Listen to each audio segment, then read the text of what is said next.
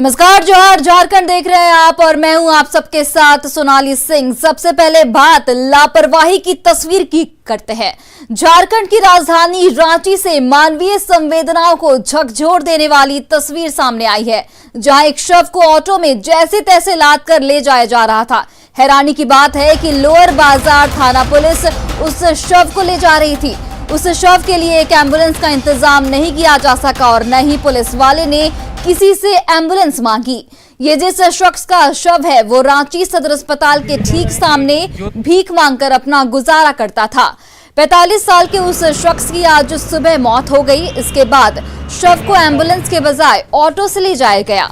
जब इसके बारे में न्यूज 18 ने पुलिस से सवाल किए तो उनके पास बहाना बनाने के सिवाय और कोई जवाब नहीं थे। न्यूज 18 के कैमरे में तस्वीर कैद होता देख पुलिस ऑटो को लेकर वहां से निकल गई। न्यूज 18 संवाददाता अविनाश कुमार ने वहां मौजूद थे और सब कुछ अपनी आंखों से देखा। तस्वीरें ऐसी होती हैं जो हमेशा ही समाज को, मानवीय संवेदनाओं को झकझोर देती हैं। इस वक्त हम एक ऐसे ऑटो के बाहर खड़े हैं जिस ऑटो के अंदर अगर हम कहें तो एक शव पड़ा है। शव को किस तरह से रखा गया है ये तस्वीरों के माध्यम से आप समझ सकते हैं कि एक शव जो इस वक्त सदर अस्पताल के ठीक सामने इस ऑटो के अंदर है, उस शव को पोस्टमार्टम भी मुहैया नहीं कराया जा सका।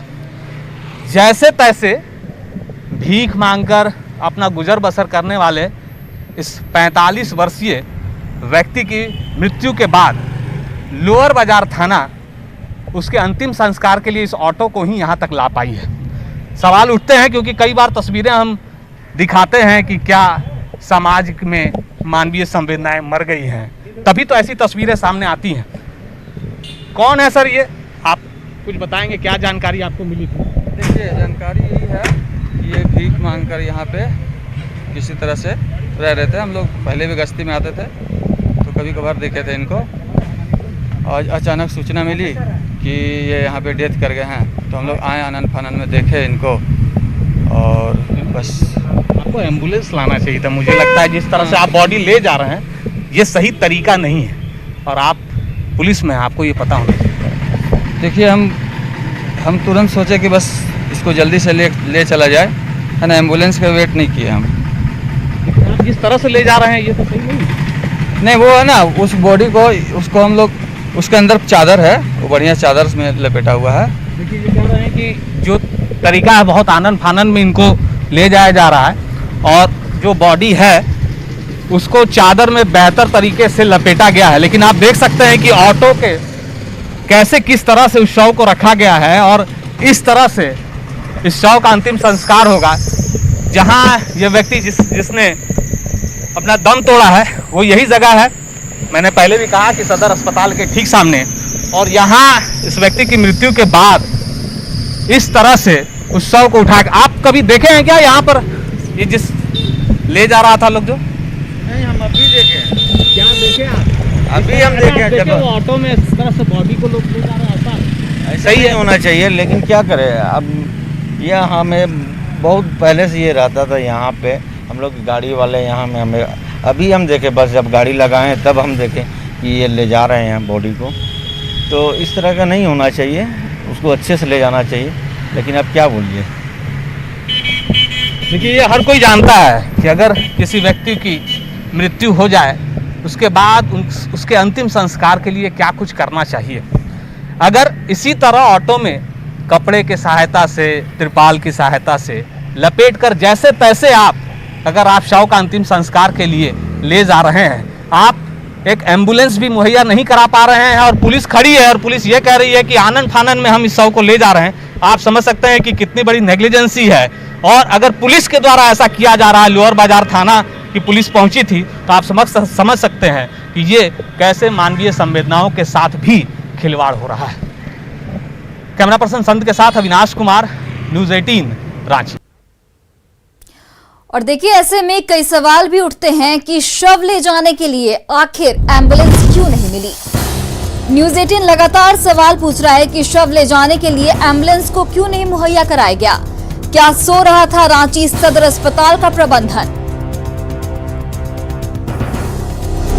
तमाम दावों के बाद भी क्यों नहीं सुधर रहे हालात? तमाम दावे किए जाते हैं लेकिन अभी तक हालात आपके सामने हैं, तस्वीरें आपके सामने हैं।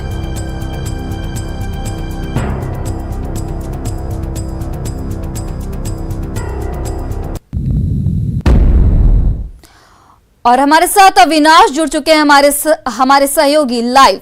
अविनाश, वहां पर आप मौजूद थे, तस्वीरें आपने भी देखी, तस्वीरें हमने भी देखी। सवाल यही उठता है कि क्या मानवीय संवेदनाएं सचमुच मर चुकी हैं? आखिर व्यवस्थाएं दुरुस्त कब तक की जाएंगी? देखिए सोनाली, सबसे दुखद बात यह है कि अगर झारखंड की राजधानी रांची की ये तस्वीर है और रांची के भी हम ऐसे इलाके की तस्वीर दिखा रहे हैं जो रांची सदर अस्पताल के ठीक बाहर की है। बहुत बार ऐसी तस्वीरें पहले भी आई हैं, जब आप साइकिल के सहारे शव को ले जाते हुए हमने दिखाया है, ठेले के सहारे शव को ले जाते हुए दिखाया है। कई और बार ऐसी तस्वीरें आई हैं जो मानवीय संवेदनाओं को झकझोर देने वाली होती हैं। लेकिन राजधानी रांची के अंदर से अगर इस तरह की तस्वीर आएगी और अगर लोअर बाजार थाना या कोई भी थाना हो, अगर पुलिस के द्वारा इस तरह से एक शव के साथ किया जाएगा तो आप समझ सकती हैं कि क्या हालात हैं झारखंड के अंदर में। बहुत सारे दावे किए जाते हैं, दावों के ठीक उलट जब आप इसकी पड़ताल करते हैं तब आपको ये इस तरह की तस्वीरें देखने को मिलती हैं। कोई जल्दीबाजी नहीं थी। सदर अस्पताल के ठीक बाहर ये व्यक्ति बहुत पहले से, जैसा कि पुलिस भी मान रही है, कि वहीं बैठकर, चूंकि वो आने जाने में, चलने फिरने में असमर्थ था, इसलिए वो वहीं बैठकर भीख मांगकर अपना पेट भरता हो गुजारा करता था। मौत हो जाती है और पुलिस को इस बात की भी फिक्र नहीं है कि अगर इस तरह की मौत के बाद उस शव को अगर अंतिम संस्कार किया जा रहा है तो शव के साथ आपको कैसे न्याय करना है, क्योंकि व्यक्ति तो नहीं रहा, जिसको जाना था वो जा चुका है। लेकिन इसके बावजूद भी अगर झारखंड के अंदर में झारखंड के पुलिस के द्वारा इस तरह की तस्वीरें सामने आएंगी, इस तरह के उनका आचरण होगा, तो आप समझ सकती हैं कि झारखंड किस दिशा की ओर जा रहा है। क्योंकि समाज में अगर आप एक शव के साथ भी न्याय नहीं कर पा रहे हैं, अगर आप एक शव को एम्बुलेंस मुहैया नहीं करा पा रहे हैं, अगर आप एक शव को सही तरीके से उसका दाह संस्कार नहीं करा पा रहे हैं, तब आपसे और क्या उम्मीद की जा सकती है? अविनाश, सबसे बड़ी बात यही है कि पुलिस प्रशासन ऐसा कर रहा है। सदर अस्पताल के प्रबंधन की तरफ से क्या कुछ बयान सामने आया है, कुछ सफाई दी गई है? नहीं, देखिए सोनाली, ये काम पुलिस का है जी, क्योंकि इलाज के दौरान उसकी मौत नहीं हुई है। सदर अस्पताल के ठीक बाहर, जैसा कि मैंने कहा, कि एक जो खास जगह में हम तस्वीरों के माध्यम से भी दिखा रहे हैं कि उसी जगह पर वो व्यक्ति अमूमन बैठे रहा करता था, वो चलने फिर जाने आने में असमर्थ था। तो इसलिए सदर अस्पताल के पास पहुंचना या सदर अस्पताल के उस कैंपस से किसी एम्बुलेंस को बुलाने की जो जिम्मेदारी थी वो इसी पुलिस की थी। मतलब लोअर बाजार जो पुलिस पहुंची थी, जो थाना के जो लोग पहुंचे थे, उनकी ये जिम्मेदारी थी, वो ऐसा कर सकते थे, लेकिन उन्होंने जरूरी नहीं समझा। आप अगर ऑटो को भी ध्यान से देखें सोनाली, तो जिस जगह पर बॉडी को रखा गया वो सीट पर भी नहीं है। आप जब उस ऑटो में, किसी ऑटो में बैठते हैं, जिस जगह पर हम पैर रखते हैं उस जगह पर उस शव को जैसे तैसे लपेटकर, बांधकर, रस्सी से बांधकर रखा गया था। तो आप समझ सकती हैं ये सीधे तौर पर उस पुलिस, उस थाने की लापरवाही है। और झारखंड में सरकार को भी इस बात से सबक लेनी चाहिए, क्योंकि लगातार इस तरह की तस्वीरें सामने आती हैं। अगर किसी भी सरकार के द्वारा, अगर थाने में अगर इस तरह के मामले आने के बाद शव के साथ क्या, कैसे न्याय करना है, उसका प्रोटोकॉल क्या कहता है, अगर ये जानकारी नहीं है तो इस तरह की तस्वीरें आगे भी आती रहेंगी और सरकार नींद की निद्रा में रहेगी। जी अविनाश, आपका बहुत बहुत धन्यवाद तमाम जानकारियों के लिए। तो देखिए, सचमुच मानवीय संवेदनाएं मर चुकी हैं और इस खबर पर हमने झारखंड के स्वास्थ्य मंत्री बन्ना गुप्ता से भी बात करने की कोशिश की, लेकिन अभी वो उपलब्ध नहीं हो पा रहे हैं। जल्दी ही उनका पक्ष आएगा और हम उनकी भी पक्ष आपको सुनाएंगे कि आखिर झारखंड के स्वास्थ्य मंत्री का इस पूरे मामले पर क्या कहना है। तो चलिए बढ़ते हैं आगे। झारखंड विधानसभा के आलीशान भवन का सीलिंग चक्रवात यास की मार नहीं झेल पाया और बिल्डिंग के वेस्ट पोर्टिको के फर्स्ट फ्लोर की सीलिंग गिर गई। विधानसभा भवन की मेंटेनेंस टीम इसकी मरम्मत में जुटी नजर आ रही है। भवन की सीलिंग टूटने की वजह बारिश के पानी का रिसाव होना माना जा रहा है। आपको बता दें कि भवन निर्माण के साथ ही इसकी गुणवत्ता पर भी सवाल उठने लगे हैं और अब तूफान यास की वजह से फॉल्स सीलिंग गिरने की घटना से विधानसभा भवन की सुरक्षा पर फिर सवाल खड़े हो गए हैं। आपको बता दें कि विधानसभा के दूसरे पोर्टिको की सीलिंग की हालत भी दुरुस्त नहीं है और समय रहते अगर इस पर भी जल्द ध्यान नहीं दिया गया तो आने वाले मॉनसून सत्र में और भी सीलिंग के गिरने की आशंका है।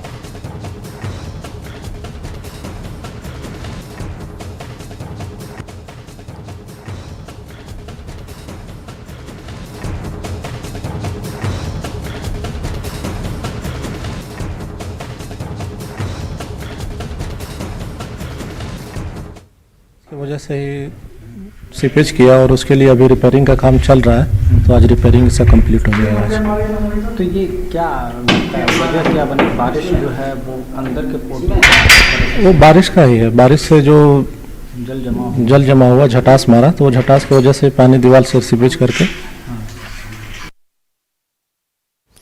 और देखिए, ऐसे में सवाल भी उठते हैं कि भवन निर्माण की गुणवत्ता से आखिर समझौता क्यों किया गया, मेंटेनेंस काम पे क्यों नहीं बरती गई लापरवाही, और दूसरे पोर्टिको के सीलिंग की कब मरम्मत होगी।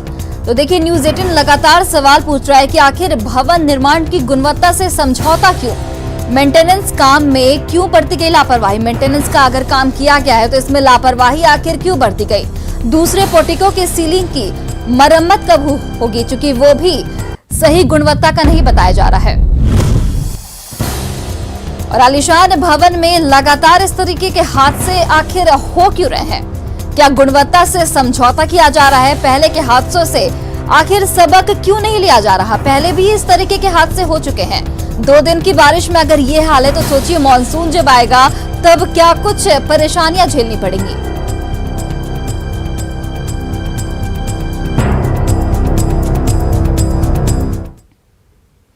और यास तूफान के कारण हुई बारिश ने झारखंड में कई गड़बड़ियों को उजागर कर दिया है। बारिश ने विकास की पोल खोल कर रख दी है। बोकारो के कर्माटांड में 2 करोड़ रुपए की लागत से अप्रोच रोड बना था, लेकिन 2 माह भी नहीं टिक सका। 3 दिन की हुई बारिश में ही अप्रोच रोड ध्वस्त हो गया। सड़क और पुल में कई जगहों पर दरारें पड़ गई हैं। यह पुल बोकारो और हजारीबाग जिले को जोड़ने के लिए बना है, लेकिन उद्घाटन से पहले यह हाल हो गया। फिलहाल इस पुल से सफर करना खतरनाक है। बड़े वाहनों का परिचालन रोक दिया गया है। बता दें कि कर्माटांड के पास पुराने पुलिया के जर्जर होने पर 2018-19 में नए पुल बनाने की मंजूरी दी गई थी। पथ निर्माण विभाग द्वारा साल 2019 में एक ठेका कंपनी को निर्माण का जिम्मा दिया गया था। इस अप्रोच रोड के टूटने से निर्माण की क्वालिटी पर गंभीर सवाल उठ रहे हैं। तो देखिए, हम आपको तस्वीरों के जरिए भी दिखा रहे हैं कि पुल सड़क में किस तरीके की दरारें पड़ गई है और भारी वाहनों का इसकी वजह से परिचालन बंद कर दिया गया है। काफी जर्जर हो चुका है, चारों तरफ से, पूरा चारों तरफ से बह चुका है। कितने दिन पहले ये बना था पुल? ये 6 महीने पहले ये पुल जो है बनाया गया था, जिसमें से आज 6 महीना भी बढ़िया से नहीं हो पाया है। और ये 3 या 4 दिन का जो पानी आया, इसमें ये पुल पूरी तरह से ढल चुका है। उस समय से भी काम बहुत खराब हो रहा था। उस समय भी जेई को हम कंप्लेन दिए थे, आए थे तो उनको बताए थे, लेकिन वो काम जैसे तैसे करके निकल रहा था। रात में भी कर रहा था और प्लस जब गार्डवाल बन रहा था उस समय ही वो क्रैक कर चुका था, लेकिन उसको किसी तरह ये लोग मैनेज करके और फिर से बना दिया, और जिसका नतीजा आज देखने को मिल रहा है। मतलब काम में कहीं भी ये लोग काम में कोई सही काम नहीं किया, और हम लोग बार बार इसको कंप्लेन करते थे, लेकिन ये लोग अनदेखा और ठेकेदार भी मनमाना करते रहा और काम करके वो निकल गया। ये पुल बनने से प्लस जो अगल बगल वाला खेत वाला था वो भी, उनको भी मुआवजा नहीं मिला। और हमारे साथ बोकारो से हमारे सहयोगी मृत्युंजय फोन लाइन पर जुड़ चुके हैं। मृत्युंजय, सबसे बड़ा सवाल तो यही उठता है कि 6 महीने पहले ही इस पुल का निर्माण कराया गया था और 2 से 3 दिन की बारिश में ये हाल है। आप देख सकते हैं तस्वीरों में कि किस तरीके से दरारें पड़ गई हैं। तो आखिर गुणवत्ता से समझौता क्यों किया जा रहा है? देखिए, मैं आपको बता दूं कि जिस तरह से ये गोमिया जो उग्रवाद प्रभावित इलाका है, वो कर्माटांड और बोकारो हजारीबाग जिले को जोड़ने वाली पुल है। ये पुल और उसके बाद अप्रोच रोड बनाया गया था। आप तस्वीरों में आप देख सकते हैं कि किस प्रकार गाडवाल पूरे अंदर घसक के खेतों में चला गया। उसके बाद पूरी सड़क पर दरार आ गई। हम कह सकते हैं कि जिस प्रकार से वहां निर्माण हुआ, लोगों ने जिस प्रकार से बयान दिया कि हम लोगों ने निर्माण के वक्त ही गुणवत्ता पर सवाल उठाया था, लेकिन अधिकारी और ठेकेदार जो है उनकी मिली मिली भगत के कारण किसी की सुनी नहीं गई। आज नतीजा यह हुआ कि 3 दिन की जो बारिश हुई और उसमें पूरा सड़क दरार पड़ गया। इसमें काफी खतरा है। ऐसे में हम कह सकते हैं कि अधिकारी गैर जिम्मेदार थे और ठेकेदार को लाभ पहुंचाने के चक्कर में इस तरह की सड़क बनवा दिए। जो आज करोड़ों की जो पुल और सड़क बना, दोनों उसी पर था और उसका अप्रोच रोड टूट गया। लोग बताते हैं कि पुल में भी दरार आ गई है। ऐसे में बड़ा सवाल है कि झारखंड में इस प्रकार से पुल का निर्माण और सड़क का निर्माण हो रहा है और 3 दिन की बारिश में अगर पुल पूरी तरह क्रैक हो जाए और ये रोड पूरे फट जाए तो ऐसे में बड़ा सवाल है। इसमें गुणवत्ता का बहुत बड़ा सवाल है और इसमें जिम्मेदारी तय करनी होगी। जी मृत्युंजय, आपका बहुत बहुत धन्यवाद तमाम जानकारियों के लिए। वैक्सीनेशन बेहद जरूरी है और ये साबित किया है हरियाणा के जिंद के जीवनपुर गांव ने, जहां कोरोना की 2 लहर आने के बावजूद न कोई संक्रमित हुआ, न ही किसी की मृत्यु हुई। इस गांव ने न सिर्फ कोरोना प्रोटोकॉल को माना बल्कि वैक्सीनेशन पर भी पूरा जोर दिया।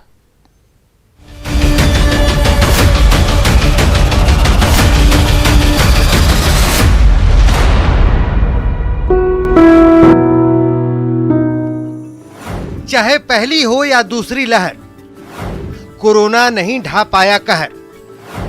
गांव वालों ने दिखाई समझदारी, जीवनपुर को छू नहीं पाई महामारी।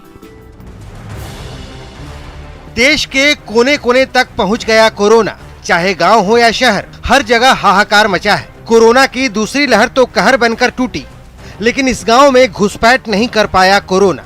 ना हमारे गांव में किसी प्रकार की किसी की डेथ हुई और ना कोरोना की कोई पॉजिटिव रिपोर्ट आई। टेस्टिंग भी करवाई हमें स्वास्थ्य विभाग से, किसी प्रकार की कोई पॉजिटिव नहीं आया। ये तस्वीरें जिंद के जीवनपुर गांव की हैं, जहां करीब 1100 लोगों की आबादी है। इस गांव ने कोरोना से बचने के लिए एक बड़ा काम कर दिखाया है। जब लोग वैक्सीन लेने में आनाकानी कर रहे थे, तब इस गांव में रहने वाले 45 साल से अधिक के सभी लोगों ने वैक्सीन की पहली डोज ले ली। 100% वैक्सीन लग चुकी है पहले वाली डोज, और जो दूसरी डोज थी वो 80%, मेरे ख्याल से 80 से प्लस लगी है। सवाल है कि जब पूरा देश डरा हुआ है तो फिर ये गांव कैसे निडर बना हुआ है? इसका जवाब है गांव की 11 सदस्यीय कमेटी, जिसे कोरोना की पहली वेव आते ही गठित कर दी गई थी। कमेटी ने स्वास्थ्य विभाग से मिलकर लोगों को कोरोना से डरने की बजाय लड़ने के लिए जागरूक किया। जो टीम बनाई गई है प्रशासन की ओर से, स्वास्थ्य विभाग ने जो भेजी है, उसमें बढ़ चढ़ के लोगों ने भाग लिया है। उसका मतलब पूरा असर आया है। गांव छोटा जरूर है लेकिन शिक्षित है, इसलिए वैक्सीन को लेकर यहाँ किसी प्रकार की अफवाह नहीं फैल सकी। यहाँ के लोगों ने इस बात को बखूबी समझा कि वैक्सीन ही संजीवनी है। गांव ने अपने आप में एक मिसाल पेश की है बाकी गांवों के लिए कि भाई जो कोविड वैक्सीनेशन है वो पूर्णतः सुरक्षित है। उन्होंने उस पर भरोसा बताया है और मेरा बाकी ग्रामवासियों से भी यही अनुरोध है कि वो जीवनपुर की तरह आगे आएं और अपना कोविड वैक्सीनेशन कराएं। अब स्वास्थ्य विभाग ने जीवनपुर गांव और वहां के कार्यकर्ताओं को सम्मानित करने की सिफारिश की है। यकीनन जीवनपुर गांव ने दूसरे गांव के लोगों के लिए मिसाल पेश की है। Bureau report, news 18 network.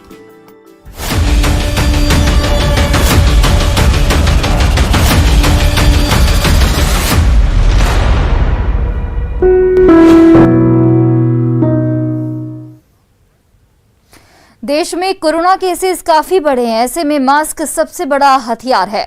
हम आपसे बार बार अपील करते हैं कि आप मास्क पहनिए।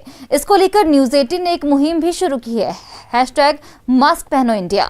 आप खुद से ये प्रण लीजिए कि जब तक ये महामारी है आप मास्क नहीं उतारेंगे। मास्क ठीक से पहनिए, मास्क है मजाक नहीं। और फिलहाल रुकते हैं एक छोटे से ब्रेक के लिए।